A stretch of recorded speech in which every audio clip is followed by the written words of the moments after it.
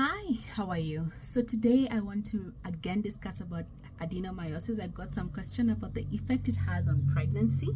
So as a recap, adenomyosis is growth of the endometrial lining into the muscular wall. That's number one. And then what does it do? It makes the cells of the muscle wall of the uterus to be bigger. So how does that affect your pregnancy if you're trying to get pregnant? One, it can make it difficult for you to conceive. Why? It gives a very irritable lining or what we call hyperperistalsis. So in summary, very irritable lining. So because of that irritable lining, then it becomes very difficult for an egg or a baby to implant into the uterus. And if at all it does implant into the uterus, it's very likely for it to miscarry.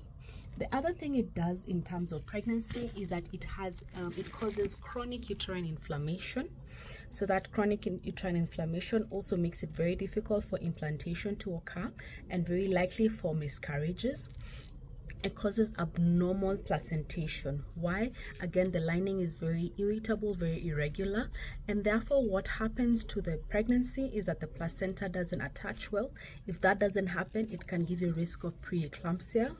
It can give you risk of placental accreta syndrome, which means that the placenta goes deeper into the muscular wall and then it's difficult for it to come out. So that can give you retained placenta during delivery, postpartum hemorrhage, and over and above postpartum hemorrhage, it can actually cause us to have a hysterectomy as part of the management. Okay. The other thing is that it causes abnormal endothelial functions. That's because there's too much inflammation happening and therefore the lining is not stable enough.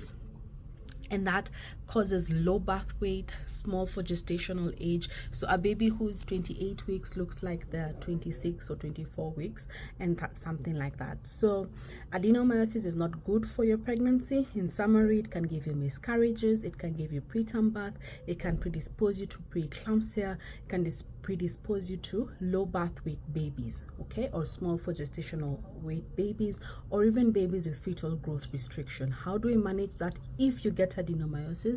If you get pregnancy and we know that you have adenomyosis, we put you on progesterone, usually long-term progesterone. We give you uterine stabilizers. We've seen alpha lipoic acid is doing a lot of wonders for women out there. So alpha lipoic acid, if we know you're likely to get preeclampsia, we also put you on junior aspirin, and we've seen very, very good response for our moms on that.